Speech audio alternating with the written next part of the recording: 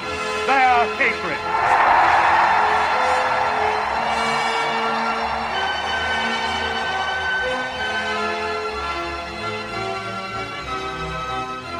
Welcome to United Front Radio. This is Kyle McCarthy, once again filling in for Daniela Wells. She is just getting back from Lincoln, Nebraska, where she was helping Dan Burdorf collect his final petition signatures to be on the ballot as a U.S. Senate candidate. The million-dollar question, did he get on the ballot? We still don't know the answer to that. They got in total about 5,700 signatures out of something like 5,000 needed. But the totals needed for each district were still unclear, and so the petitions have been submitted to the Secretary of State, and we're just kind of waiting.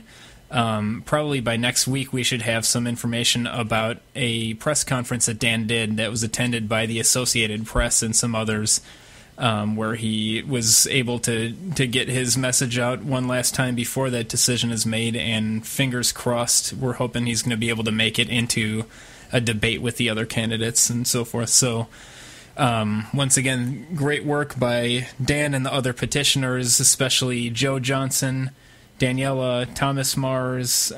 We had some others out there, Paul Kremers, Ellie Frank. So everyone did a great job, and good luck.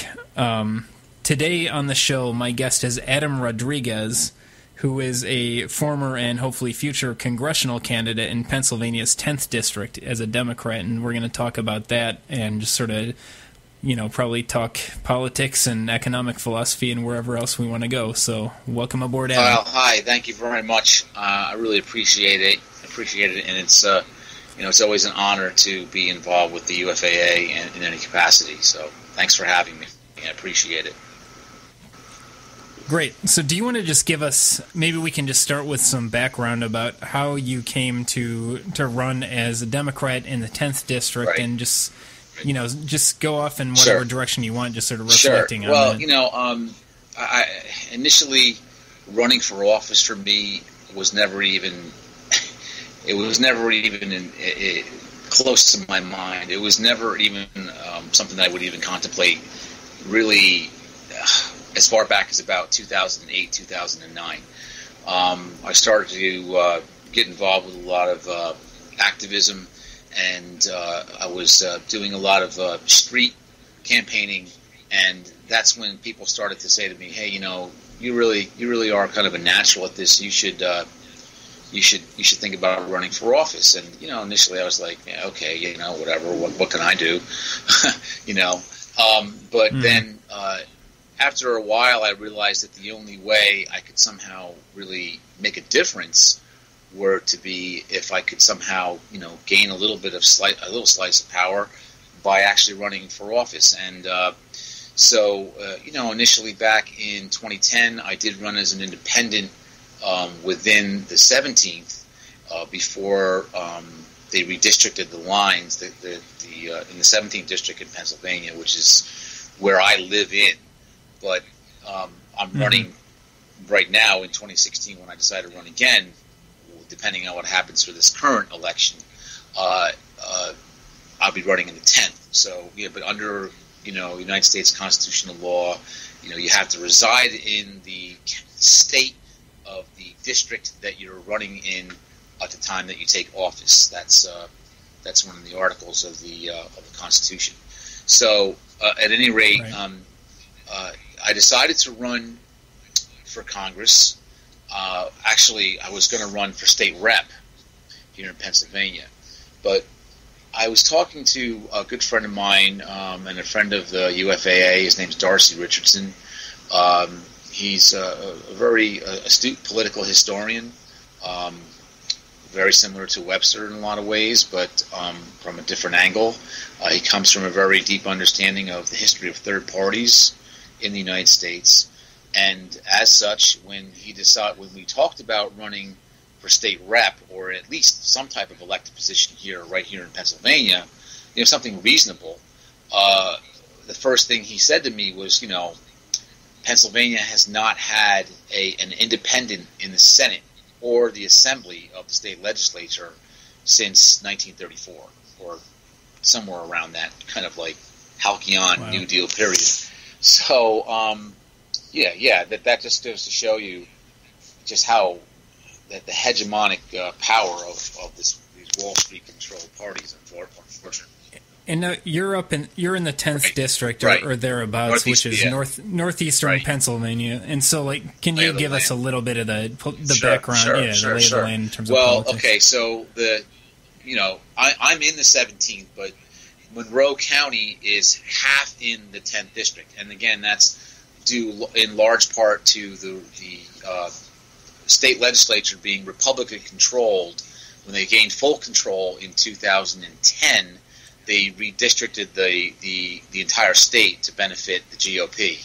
So as a result of that, they have this really, I mean, the gerrymandering with the 10th is unreal.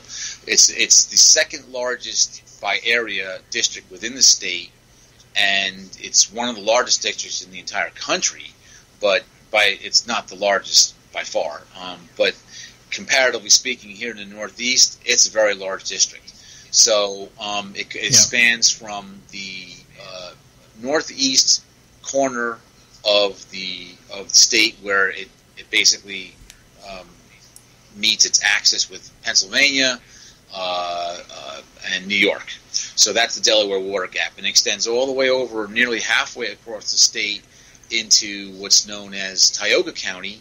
Splits Tioga County, or part of Tioga County is in the 10th, and then goes all the way down south along the Appalachian and then into the Adirondack mountain range, down around near what's known as Mifflintown and Mifflinburg and Mifflin County, which is in the southernmost reaches of the district. And then back up around Scranton.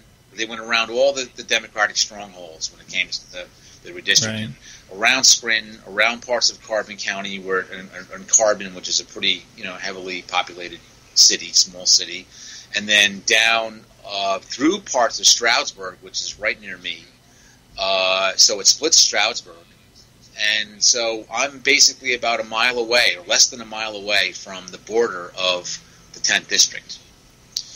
So it's a very large district by area, and it's extremely rural in most parts. I mean, this is the old mining, agro-industry area of Pennsylvania. I mean, it still is a pretty large. Pennsylvania is 7th in the country in terms of agriculture, but people don't really realize that. It's by area, it's not nearly as big as parts of like Kansas or Nebraska with my friend Dan out there, but we are 7th in the country in regards to overall agricultural production. So, so big mining history, obviously in Wilkes-Barre, Scranton area, up on through Carbon County. This is all anthracite, and further west, bituminous coal regions. So there's a long tradition of labor organization and labor struggle within some of the most historic labor struggles took place right in that district.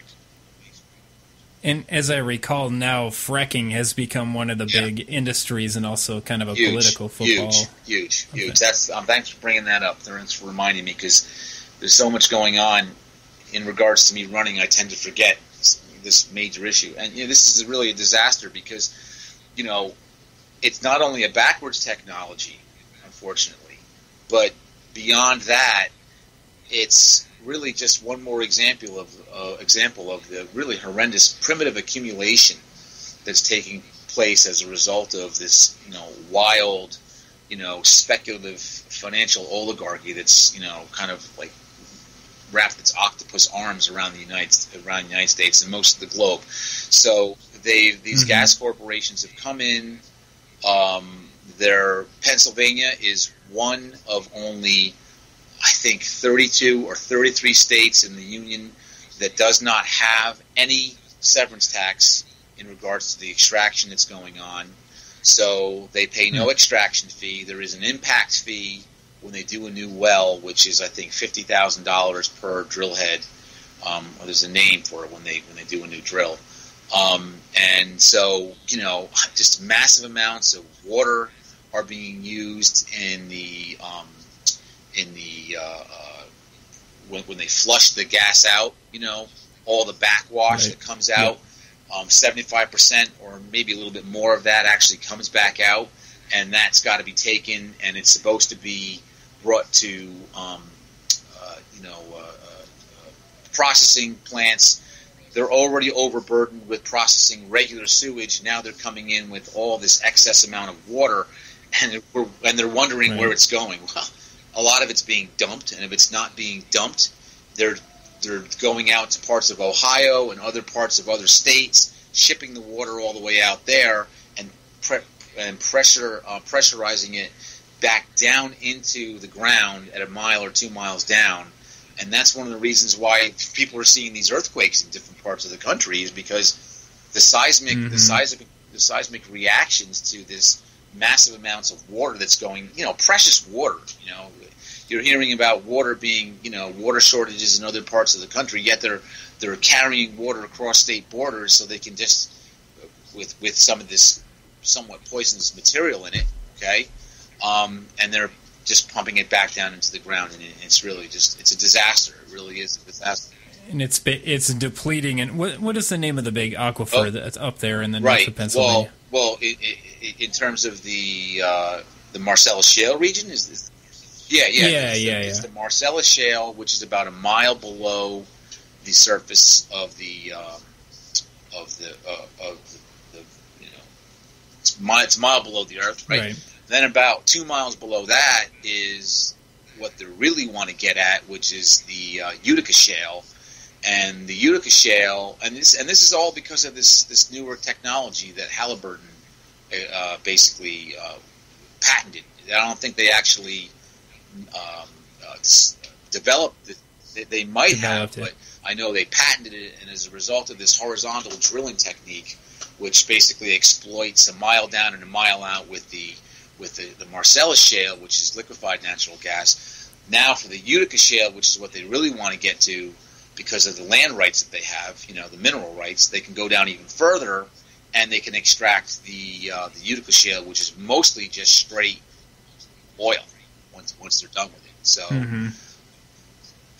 that's why one of the reasons why you're hearing, the United States is going to be quote-unquote energy independent for the next 100 years, and a lot of the plans that were originally laid out by, I don't want to get too far off base here, but this is one of the plans that's been factored into the this Asian pivot. They no longer need, as much as they thought, the oil and gas reserves that were, in this Ukraine, or rather, Tajikistan and this Arctic crisis area. Right. So now they're having to, basically rejigger their entire geopolitical structure and aiming it more towards China as the real threat, economically speaking. Right. But it really is just, again, it's a looting process. They're taking advantage of the natural resources under the ground of the people that happen to live on that property. They're destroying the water table, and like I said, it's a backwards technology, and really, the people. It sort of does put, yourself as like a New Deal Democrat. It puts you in a slightly uncomfortable situation where you want to encourage industry and you want to encourage energy development, but at the same time, it's just kind of, that's the choice you're given. Whereas there are better choices out there. Why are we doing this when we could be pursuing new forms of nuclear power? It. So to that, actually, thank you for mentioning and bringing that up. That made me want to say one of my platform issues when I was running, unfortunately didn't get on the ballot, but it was a learning experience. But it could have happened. But regardless, one of my kind of when I went down to the Democratic Committee headquarters. And I said, look, I want to run for office. They were really excited, and they said, yeah, well, what about this? We have an uncontested, at this point, an uncontested congressional seat in the 10th, which was about mid-January, early January. And I was like, yeah, okay, sure, I don't have much money. And they were like, well, don't worry about it. We'll give you some support. So they did, and one of the things that they did make as a conditionality was that I come out for a moratorium on fracking. And the reason for that is Monroe County, which is, again, one of the 3 central counties that's in this northeast PA area, they call it NEPA, Actually, as far as the Democratic caucus and the Republican caucus is called, it's basically the Northeast Caucus, which is 15 counties in the Northeast PA. So we happen to be right near the Delaware River watershed area, where we had to come up with, thankfully the Democrats here were able to muster up a moratorium in the Delaware River water basin that could be challenged by the different federal environmental organizations, and that could end. So, that's a big fight, because if these frackers were to get into those areas, because the Marcellus Shale region really goes through parts of Northeast PA, it's centered right in what's basically Bradford County, which is right south of what they call that northern tier and of Pennsylvania, the southern tier. It's that long parallel line that goes across the state between New York and Pennsylvania. So right south of that is the very dead center heart of most of the gas extraction is taking place, and the prime gas extraction is taking place right there. Actually, I'm forgetting the name of the town, but it's in a lot of the books and material that you would read if you were doing any research into this. So at any rate, they came up with a moratorium within those 3 counties that are right next to the Delaware River water basin, because, of course, New York State already has a moratorium on fracking, which is still pending. And were that to be lifted, first of all, you would see a lot of farmers in that area that are going to make a bundle, because they've now negotiated very, very high land rights or mineral rights.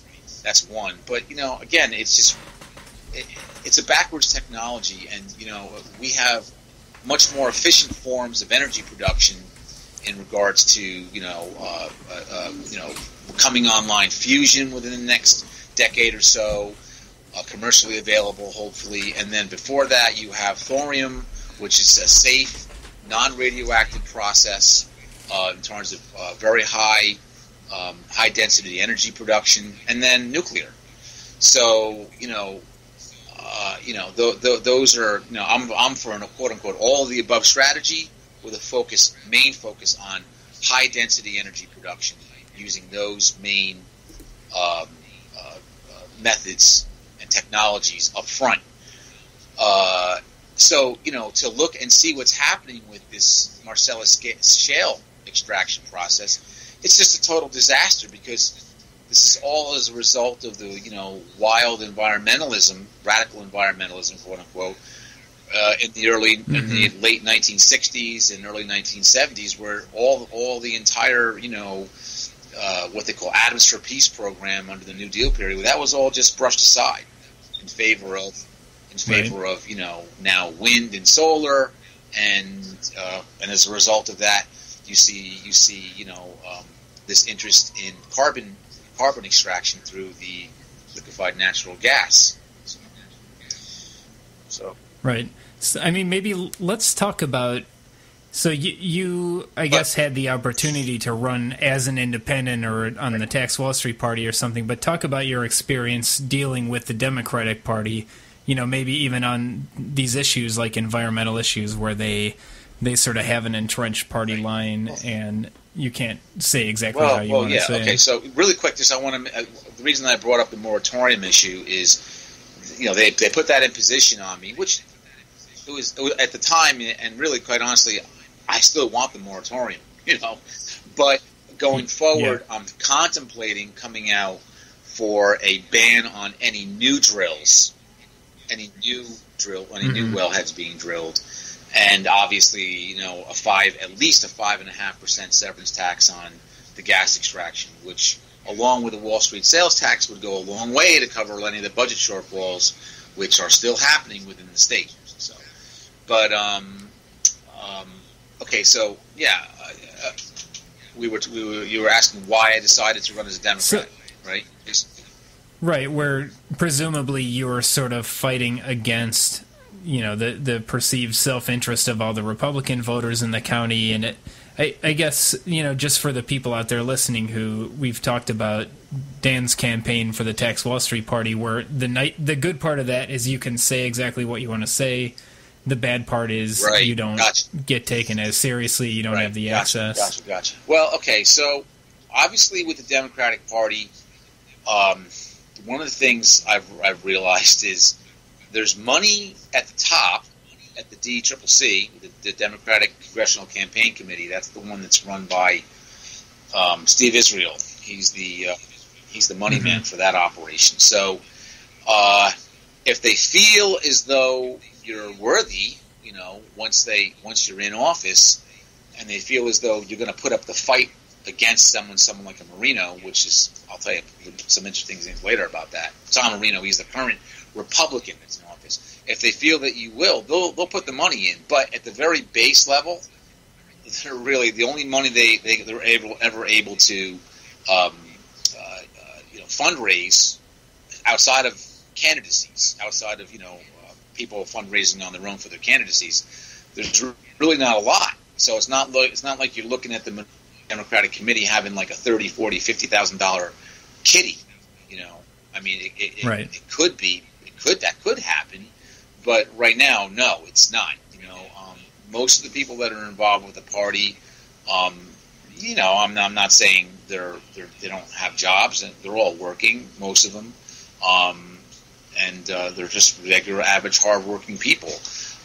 But the big thing for me, running as a Democrat as opposed to a Republican, was I felt like I had a lot more in common with the Democrats than I did with the Republicans, because the Republicans are coming from this kind of like libertarian budget cutting. I mean, obviously the Tea Party informs much of their rhetoric, and I really wanted no part of that, considering what I know about the banking industry, what I know about the American system, as we call it, and popularized by Lincoln, this idea of utilizing a national bank to be able to pay for almost anything, really. Right.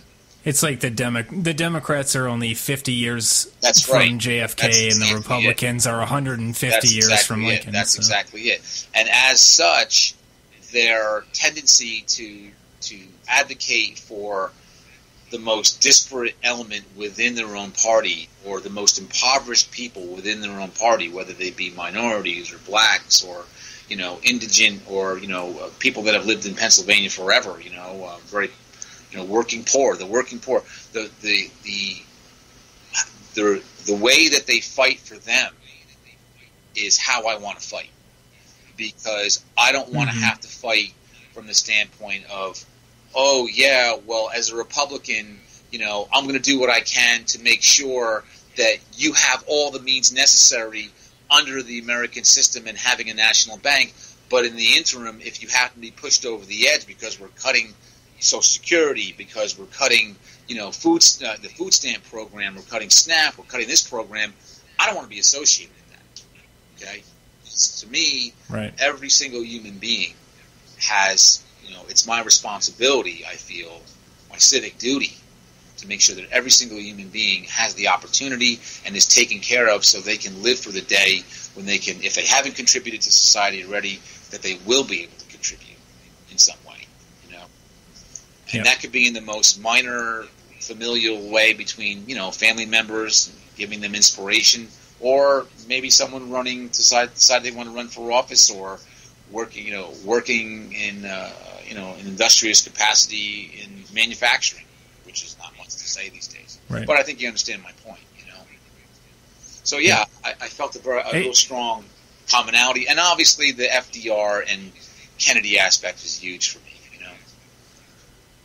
I was surprised to hear when your campaign was going on this past year, just how, I don't want to say disorganized, but the Democratic Party stays on the ballot just through being grandfathered in for decades and decades. They don't really have to do a whole lot to continue to exist, and it was surprising to me, number one, how receptive the people in that area, the Democrats in that area, were to your ideas and your strategy. It seemed like they were not in any way corrupt or controlled from the top. That's true. That's definitely true. Yeah.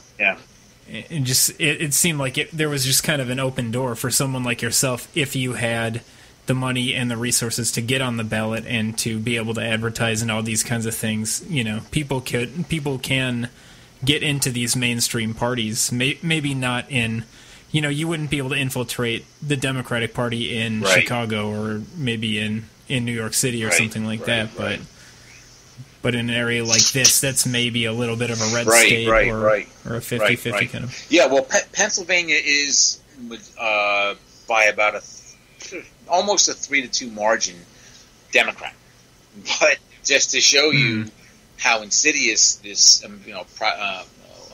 Koch operation, Citizens United, Americans for Prosperity, all these bogus, kind of operations are really just counterinsurgency operations, counterintelligence operations to basically, undermine the Republican base and some of the Democrats and get them to go for these policies, which would basically slit their own throats. It really is a tragedy. But the Koch brothers have seeded so much money at right down to the school board level, all right, that they have hegemonic control within the state itself, and it's really a tragedy because this not too long ago was a heavily Democratic state. Now it's a little bit different, and I think with Corbett hopefully getting run out of office, and then Wolf will be put in, you're going to see a chance for at least the governorship and maybe the assembly to turn Democrat. But at any rate, to your point, I think one of the reasons why the Democrats were receptive, and by the way, in regards to money, if I had even a modicum of money to be able to run in the 10th, just maybe really 100 to 150,000 is what that's not a lot, because I'm talking about Marino is going to have at least $2 to $2.5 million easy when he runs, okay, right. And that's going to come in from the GOP. But for me, if I can get my message across, if I know that I had that, in other words, come 2014, right after the election, assuming that the Democrat that's running now doesn't get elected, I wish him the best of luck. Assuming that doesn't happen, I make this into a full-time deal, a full-time operation for me, where I'm going to every county, talking to every county committee, getting my message out, not taking no for an answer, not backing down on a lot of these smaller issues as far as the Wall Street sales tax. That's a no-brainer for me. If they want to give me pushback on it, well, that's up to you. I'll take it to the public. But my point being is that if I just had a little bit of money, I would know how to be able to infiltrate that district and turn it Democrat. Hell, I could do that. Right. I know I could do that because my message would appeal not only to Democrats in terms of, the social aspect, helping those that are impoverished, but also to a lot of Republicans who, basically shill for the rich. So you want to do that? Okay, fine, no problem. But how much are you really making? Oh, you're making $70,000. You're making $50,000, $40,000, and you consider yourself rich? Look, come on, you're just like the rest of us. Here's what I'm going to do for you. Anything, below a certain amount of dollars, you're going to be tax exempt. I haven't figured it out yet, but you're going to be tax exempt. We're going to make sure that those people that have been, basically through this, again, through primitive accumulation, we're going to make sure that they pay their fair share of taxes, whether it's through a Wall Street sales tax or a much more progressive tax structure, federally speaking. We're going to make sure that they pay their taxes. So, that appeals to them. And that appeals to the Democrats too, obviously. So, it's just, you have to kind of somehow tell these Republicans that are, and this is the 10th is majority Republican district. I mean, we're talking heavy Tea Party faction. Tom Marino gets most of his support from the Tea Party. Would be more than happy to engage these people in a very spirited debate over their beliefs and what it is and who they think that they're actually what interests they think they're protecting. If they think they're protecting their own interests, they're not.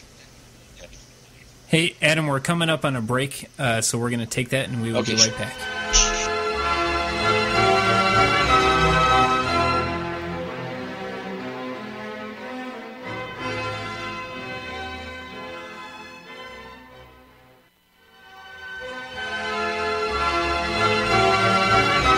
Okay, we're back. This is United Front Radio on UCY.tv, and this is Kyle McCarthy. We're talking with Adam Rodriguez. He was just talking about running as a Democrat in Pennsylvania's 10th District, which is kind of a rural, somewhat Republican area. Adam, you talked about, having $150,000, you could win that seat.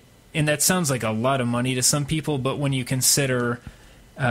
we covered this race of David Bratt, who defeated Eric Cantor in Virginia, and I think that was like Cantor had maybe $4 million or something, and Dave Bratt had I think $200,000 or $250,000, and that was seen as just utterly remarkable by people. They couldn't believe someone with so little money, and and Bratt looks like a bought and paid for candidate of these Republican networks. But I think what you're talking about is, yes, reaching the voters, but really just doing that sort of ugly grassroots work of basically providing that direct leadership to the party and to people in the community. That's exactly what it is. And, I was just it made me think of something. I was speaking to Darcy the other night. He mentioned to me there was a governor out of Florida back in the 1980s. He was very well loved. I'm trying to remember his name, but it doesn't matter.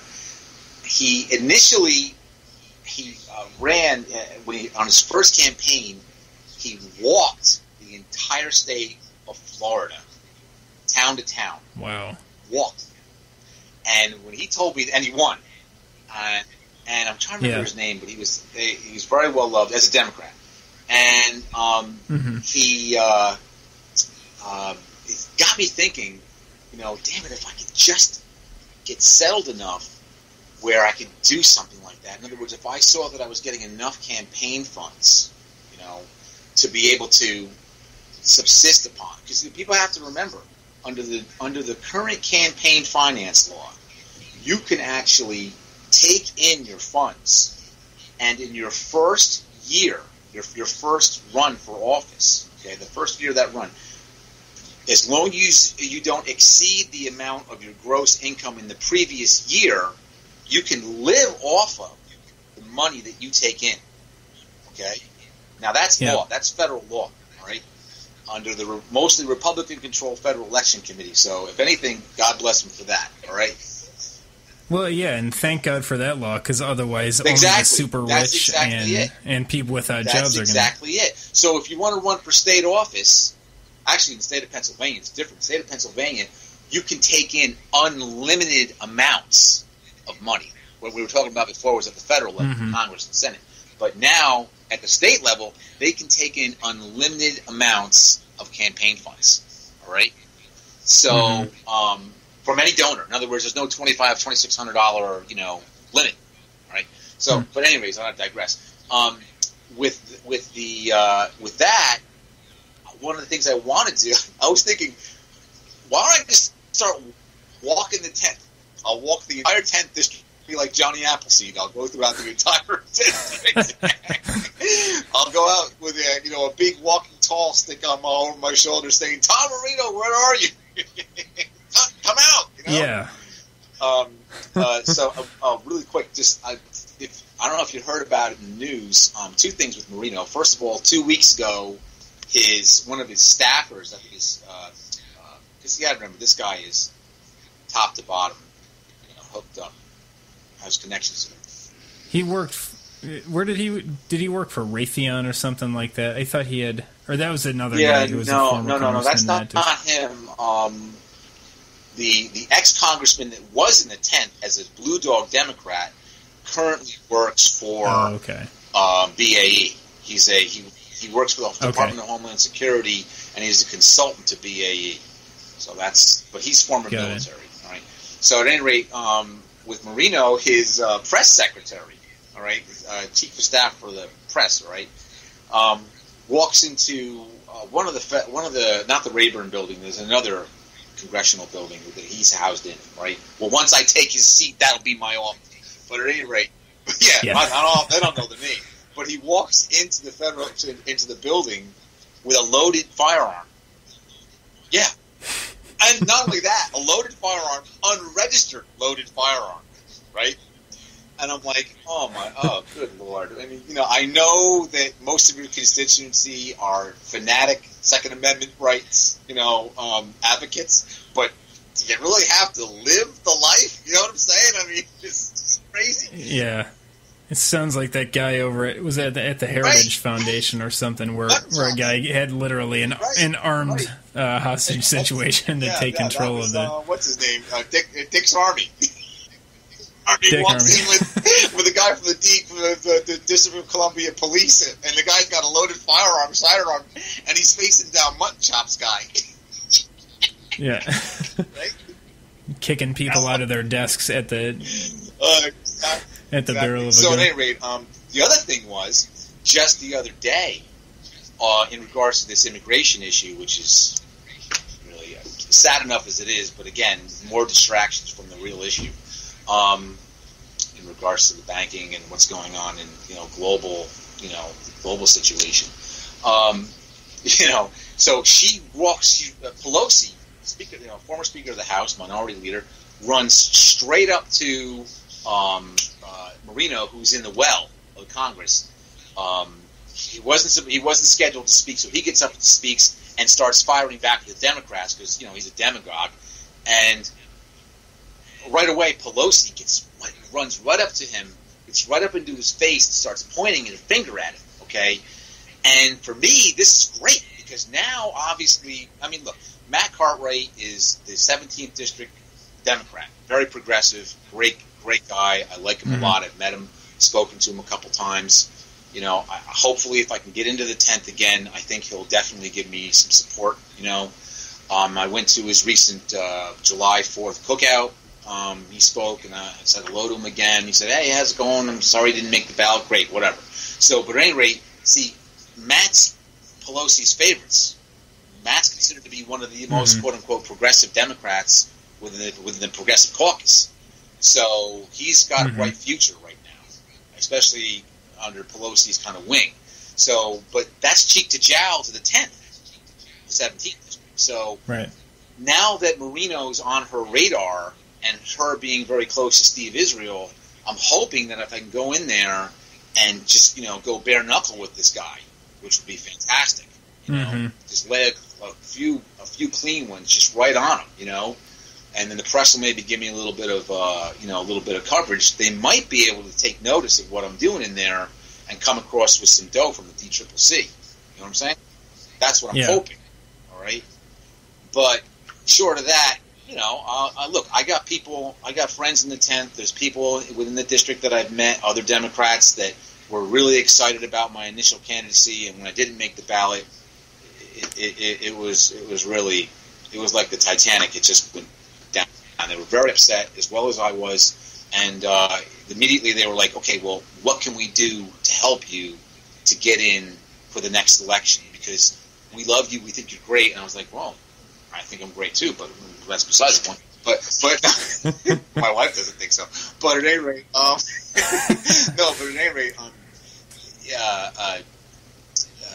they were thinking of ways that I can get my message out, and they basically opened each and every one of their different districts. Basically said, "Hey, if you want to write anything you want to write, we'll put on our blog, and it's open. You can." So this is an opportunity for me to go in there and get out our message along the lines of the American system through the 10. Yeah. And like I said, I'm not even in 20. Once the election's over, this next election, all bets are off, assuming that, again, the Democrat doesn't win. They'll give me whatever support they need, because for a Democrat to run in that district, it's a long shot. This district, going all the way back to the Civil War, there have been very intermittent periods where there's been anyone that's been a progressive, taking party shift in consideration, mostly held by Democrats all throughout, what they would consider copperheads during the post-war, pre-war, and then after that, the post-war period, a lot of Democrats, very reactionary, then turning Republican after the 1910s, 1920s, turning Republicans, when the Republicans started to become the party of the wealthy, really, and the Democratic Party shifting more towards the Roosevelt line, the New Deal line. So there has been some very quote unquote moderate New Deal Republicans. There was one that was in the office in the 10th. This is before redistricting. Now since they've gerrymandered the district, the lines are a little bit different. But by and large, the one guy that was in there for about 25 years as a Republican in the Scranton area, which was part of the 10th initially,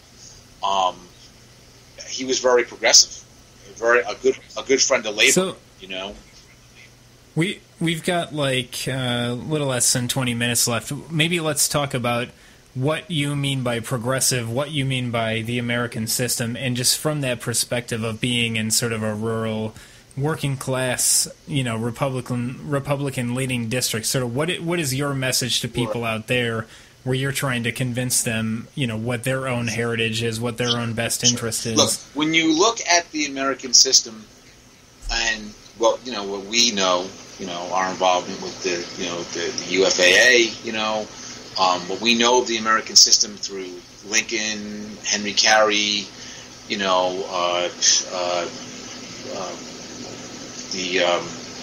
Warhawks coming out of the War of 1812, Clay, and John Quincy Adams too. This is the best tradition that we know within our political heritage of the United States. Right? This is what this comes out of. It's based on the idea of optimism, really, because if you look at what it would do, the idea of a national bank, what that would do, minus the opprobrium of the libertarians coming out and saying, oh, well, the national bank is going to be co-opted by a bunch of, corrupt politicians. Well, again, I'm addressing your pessimism. So I think, the thing that I really wanted to... I was just quickly going to say, you could look right back to that period in the 1830s where there's a fight between Andrew Jackson and John Quincy Adams over this issue of the national bank as sort of a macrocosm of this fight between optimism and pessimism as represented. Oh no, I completely agree. The crucible of the problem that we face now today in modern times, from an analogous standpoint, is exactly the same as what happened during that period. And if you think about it, we haven't had explicitly this idea of a national bank until now, which we're going to do. You see, now this represents a quantum leap over the past 150 some odd years of Americans basically wandering in the desert, save for the the period of right after the Civil War, with the potential Reconstruction, the Republican Party, basically suffering under the opprobrium of the Gilded Age and all the people involved with Wall Street and the rise of the J.P. Morgan and all these banks, and then during the New Deal period, only 2 short periods. Okay, so the mantle of creating this national bank is on us to do. This generation, the millennials, those people that would be considered, Xers, or maybe even some boomers that are out there. Fine, whatever. But the opprobrium to do that, the responsibility is on us to do that. So, again, it can only be addressed by the most optimistic outlook. And, this idea of pessimism is really rooted in from an imperial standpoint. It's rooted in the oligarchy, and it's specifically designed as an outlook to not allow our population under our Constitution to be able to progress forward in very powerful ways. And one of the aspects, besides the existentialist outlook, which is really what informs this pessimistic standpoint. Oh, in other words, when I say pessimism, it's people are always going to be greedy. Money's always going to run Congress. Really? Oh, okay. Well, what do you, from what historical standpoint do you prove to me in the history of the United States where that theory is 100% infallibly true. And quite frankly, most of them don't even know the history of the United States, so they can't even inform it from that standpoint. But just they know it's a fraud when they say that to themselves. They understand it as being a fraud, but they only want to mouth what other people have to say. Okay? Because when they look around, they're going, is someone else hearing me say that? No. It's only me and you, pal. So, again, explain to me why it is you think, all right? Explain to me why it is you're so pessimistic. And when you really get down to the nub of it from a scientific standpoint, an oligarchy will always, an imperial oligarchy, meaning what's left of the British Empire through their creation of Wall Street, all right? From a scientific standpoint, what they use is this idea of entropy, which was a scientific formulation by Clausius. The second law of thermodynamics. Okay? The second law of thermodynamics is, first of all, it's the conservation of energy is the first law. All right. First of all, the idea of a law when it comes to fundamental principles of the universe is confusing to me. But that, secondly, the idea of the second law of thermodynamics is that the dissipation of energy is unavoidable. Okay.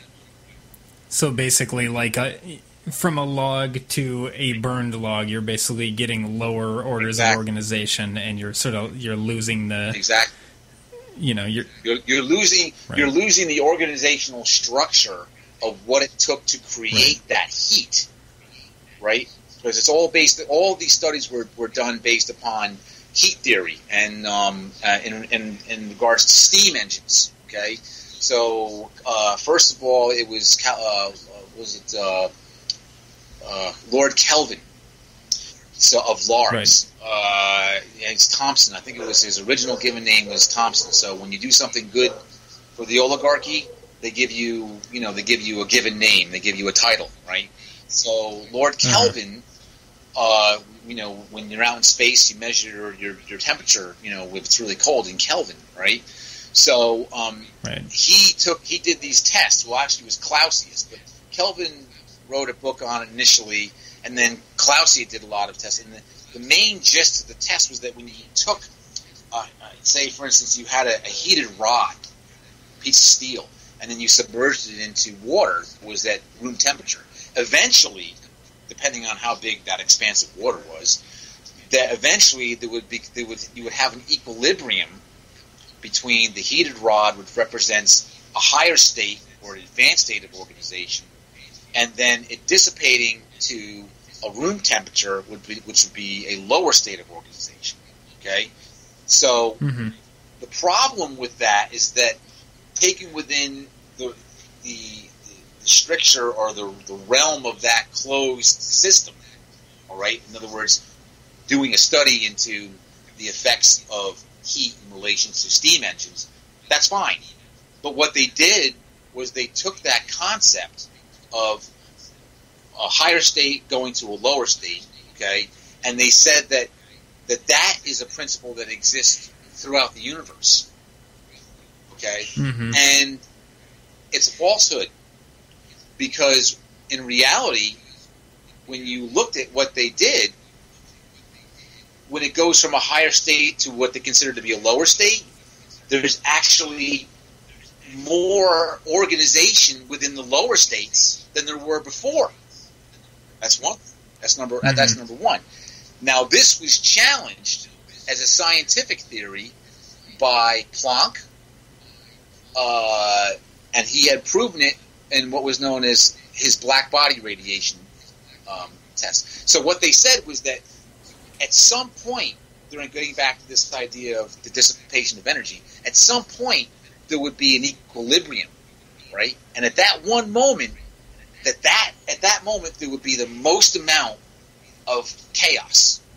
This is crazy and insane, but this is what they believe. So that's how they get this idea of little balls bouncing off of each other that make up the atomic structure of the universe, okay? Which is totally random, okay?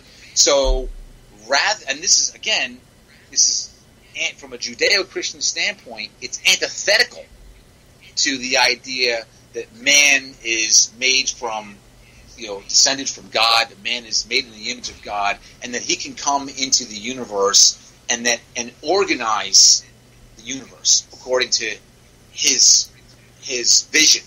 Okay? Now, this idea of complete randomness is what informs the derivatives, because through quantum theory, because this theory was disproved by Planck initially through his black box radiation. I'll explain that in a minute. But then also Einstein came in on that and said that, yeah, this is totally ridiculous. I can't understand why you keep on saying that at that one moment, that when you have this point of complete equilibrium, that represents the most amount of complete arbitrariness, of complete chaos. This idea of chaos theory, it all evolves out of this. Right. And isn't it funny that George Soros who's got quantum partners? Yeah, right. You see these these names coming up, and I mean quantum mechanics exactly. Basically the idea being you can't simultaneously know the position and the direction of a particle. That's exactly at any moment. And the reason for that is because if you can organize your society from an imperial standpoint around this idea of existentialism, of you can't know these things, you can't structure, you can't order the universe. Why Right. even bother doing that? You can't change City Hall, okay? All right, that Right. nonsense. Right? It's been that way, and it's always been that way. Yeah, well, you say that. I don't believe that. See, that's why you're a dinosaur and you're on your way out, and this newer generation that has a little bit more optimism is on their way in. So bye. So at any rate, the quantum theory, this idea of quanta, which was light particle, okay, which again was disproved and the way they disproved it was they through a very scientific, very meticulously ordered and structured lab environment. They made this black box, which was completely sealed off with insulation, and they would put, say, cobalt, or they would put iron inside of it, or whatever mineral that they would want to burn off. And they got it. They put a little hole on the one end, and they would heat it up so that and get it so they could get to this point of equilibrium, and they would maintain the heat at a constant heat for an extended period of time. And what they did was when they put the little hole inside of it, light was coming out from the box. So theoretically speaking, this period of this total chaos should express itself through light, which was coming out of the hole. But you know what? When they put a prism through the light, the prism reflects in a very ordered way a spectrum of light. And depending upon the energy source that they're using, whether it's red, meaning iron, blue, meaning cobalt, yellow, meaning, I think, uranium, phosphates, right? They come out of the black box in an ordered way. See what I'm saying? Right. In a very kind of like U fashion, in terms of it's you're going from cooler to lighter, right? They disproved that. And it was at the Solvay conferences when they ganged up on Einstein in the late 1929, right before the war, all right, between the world wars, when they finally, basically, they just ganged up and they just, beat down on him. All these stupid quantum, actually we would call them positivists, basically existentialists, and on Einstein. And, he refused to give in, and he refused to give in to the end of his life on this. And he even said to one of his friends, I forget, he's his good friend, he wrote a letter, he says, until this day I still don't understand this idea of quantum mechanics. I have no idea what they're even talking about. He couldn't perceive it in that way. And from an imperial standpoint, the only way, if you have an empire and the queen or the king designates within the empire a sir or a knight, okay, technically speaking, they're all equal within that oligarchical system, like the Venetian, Council of 2000, right? Same concept, right? The only way you can gain power over your potential, your rival, okay, is through either gambling or war. Okay, so if you devise a system where we think you've proven that through this randomness that you can somehow, figure out a way to play the market, or if you're going to sit there and count cards, or if you're going to throw dice, well, probability says that at some point you're going to be able to win, right? So that's why they had to enforce this false belief in the idea of an equilibrium. And that's what oligarchical societies have tried to enforce since the beginning of known history. That's what they've always tried to enforce. And it's what? And this is some pretty deep stuff you're getting into, but can sort of unpack this for the person on the street, like back to this idea of pessimism. Right. What is the implication of a pessimistic or like a libertarian outlook that basically, it sort of like Andrew Jackson said with the bank, he had to destroy the Second National Bank because there was going to be corruption, and John Quincy Adams wrote this published this scathing letter in the Congressional Record that was something to the effect of, Jackson and Roger Taney had taken away the Second National Bank from where it was beneficial to the people and restored it to the bank of whatever, where it was going to be beneficial to their corporate benefactors. That's a good ending point here for this, because you see, it's the very fact that Jackson would say, well, we're going to end it because we know people are going to be corrupt. We know that politicians are corrupt. No. The only reason that these politicians are corrupt is because they're being corrupted by the empire, meaning Wall Street, okay, or Southern plantation holders. With this, again, they're informed by the idea of empire. They're informed by the idea of, an oligarchical slave culture. All right. So, if you can get the population to believe that, people are always going to be corrupt, well, then you've lost. From an oligarchical standpoint, from Jackson's standpoint, you've won, but in reality, you're going to lose. You're going to lose, as evidenced by the Civil War. Okay, because the fundamental principle of the universe is that all men are created equal. Okay, and Lincoln had to prove that by defeating the Southern oligarchy and defeating Wall Street, too, at the same time, and also possibly could have teamed up with the Russians to whoop the British, which he should have done.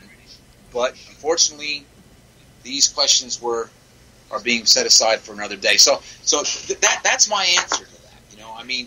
There's no reason to have this pessimism, because just because you're being told that man is a worm, you have to say, we're worms, and so as such, we're going to treat each other like animals, and we're just going to basically each all for one, or rather for each for his own. Well, and one interesting aspect of going back to quantum mechanics is the idea that the outcome of the experiment is affected by the observation itself. Yeah. And kind of in the same way, if you act as if the universe is hopeless and do nothing, then there really is going to be entropy. Yeah, that's exactly it. Whereas when you insert yourself in terms of being, a rational actor into the situation, you change the parameters of the whole thing. No question about it. But with the idea of entropy, it's analogous to the religious conception that man at the center of the universe represents the most amount of change. So that when you die, you go to heaven, which is at the exterior, the perimeter of the universe. Okay, it's always up and out. Okay, relatively speaking, and that's where there's the least amount of change. So if you're an oligarch, wouldn't that be good if you could somehow convince the people that it's better off that they die? Because you have no purpose here on the planet other than to serve my needs and to serve me. So better off you die quickly so we can get rid of you, because there's too many of you. Adam, that's all the time we have. Please follow us to